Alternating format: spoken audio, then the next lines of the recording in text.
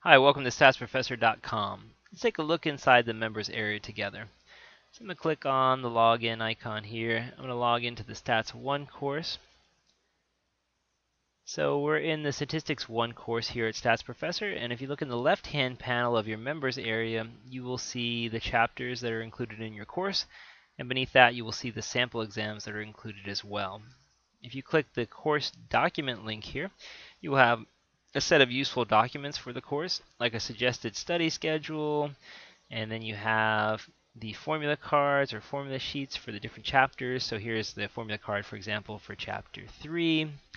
It has, keywords to accompany the formula in symbols, and then a breakdown of the formulas in words.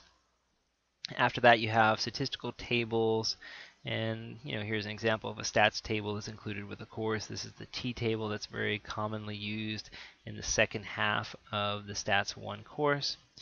All right, and then from there, we have the individual chapters with the individual content for those chapters. So if I look at chapter 8, for example, you typically have a section here that's going to have lecture notes. So for every chapter, there's a set of lecture notes. Let's open the ones for chapter 8. So here are the chapter 8 lecture notes. You can see it's like an abridged textbook, and it has example problems highlighted in yellow. These example problems are really how you learn the course. By looking at the example problems and learning how to do those, you will be able to cover the concepts and get to the mechanics of how to do the problems, right? There's always a little bit of notes for each problem, and that leads you into the next example problem, so you get sort of the most important parts of the theory here in the notes. You also get a verbal description of that theory and the mechanics of how to do the problems themselves. So it's really important that you learn through the examples on the site here in the lecture note portion of the site. So those example videos are found here. So if I want to know how to do examples 117 and 118 that we just looked at a minute ago, I would just click this icon and there's the video for those problems.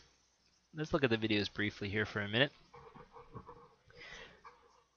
So you can see that it plays nicely in the small screen, but you can actually zoom it up to full screen if you want to, just like this. And in full screen, obviously, you can see things very clearly. But also, on top of that, if you want to improve the quality, you can click this quality selector icon, and it allows you in this video to go all the way up to 720p, which is full HD.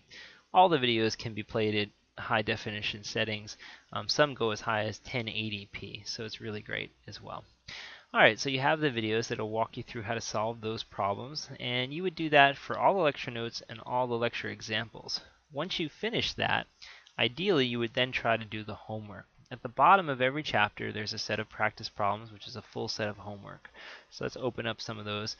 In, for example, chapter 8, we have section 8.1, and you see there are homework problems. Each little problem has a video icon in this section, and that's because there's a video solution for these problems, so that if you get stuck on them, if the lecture notes weren't enough for you to master the content, you can watch the problem video that's housed in section 8.1 to help you understand how to do these problems.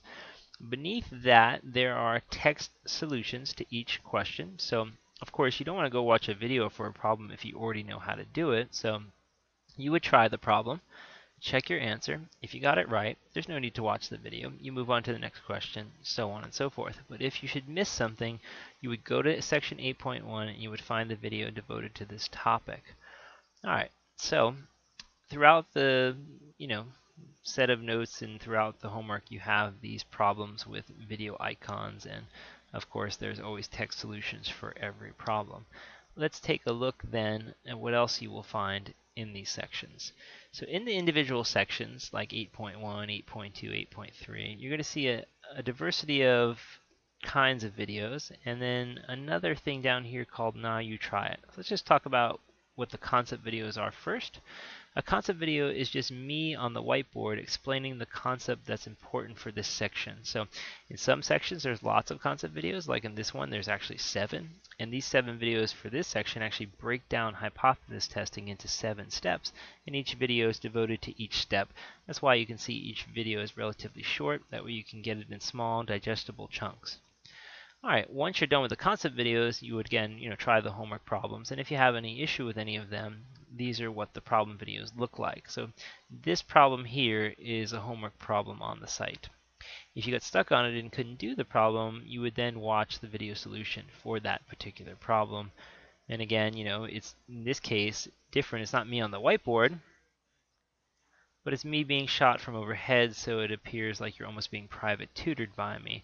You can see very clearly the problem printed out there on your screen. I'll be able to highlight key words as we go through the problem, and I'll work out the problem on the white paper next to that. So it's a really, really, really nice layout, nice structure to get a very simple solution to a problem that you got stuck on. And it's right to the point, right? You don't have to watch a whole hour-long lecture.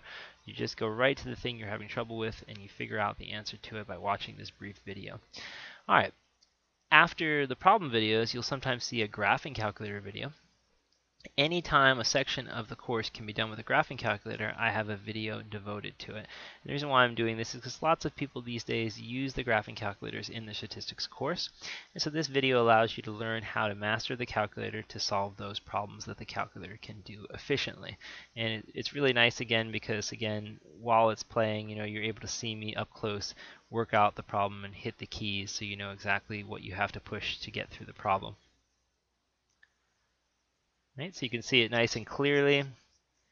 You can see what menu I'm under. You can see what buttons I push, etc. Really helpful to learn the graphing calculator. And then finally, there's this little link that says "Now you try it." Sometimes, you try the homework problems and you make some mistakes, so you watch the videos to figure out how to solve the problems. And maybe you think that helped you out, but you don't know for sure because you don't have any extra problems to practice because you've already, sort of tried everything once and watched a video on how to solve it. So now it's hard to redo the problem and forget that you know the answer already. So if you click the Now You Try It link, you will actually get another little set of problems which is designed to help you get more practice. So just for 8.3, for example, there's these 3 extra problems with 3 text solutions to help you practice a little more and to make sure that you really know the concept for the section. Okay, so at this point, we've looked at the lecture examples, the lecture videos, the lecture notes. We've looked at the problem videos, the concept videos, the graphing calculator videos, the extra Now You Try It problems. If that wasn't enough for you, we also have sample exams. So after doing, say, Chapter 7 and Chapter 8 material on the site, you may say to yourself, okay, I think I'm ready to test on this material. So you'd go to the sample exam for those 2 chapters, Chapters 7 and 8. When you click that, you'll actually see a true sample exam here. In fact, this is just an old exam I used to give in previous classes that I taught at the university.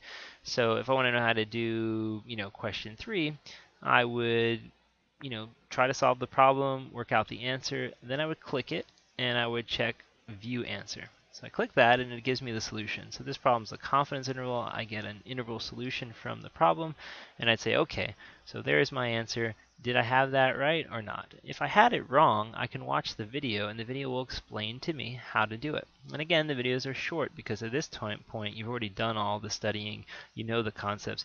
You just want to kind of see, okay, where did I go wrong? So I'll work out the problem on video and explain what I did, and hopefully you'll be able to catch your error if you made one.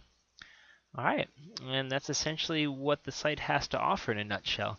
So it's got lecture notes, lecture example videos, homework problem videos, graphing calculator videos, extra practice problems, and sample exams. And also, of course, it has the formula cards, the tables, and a suggested study schedule to help guide your learning. Overall, I think it's an excellent standalone course or an excellent supplement to a traditional face-to-face class.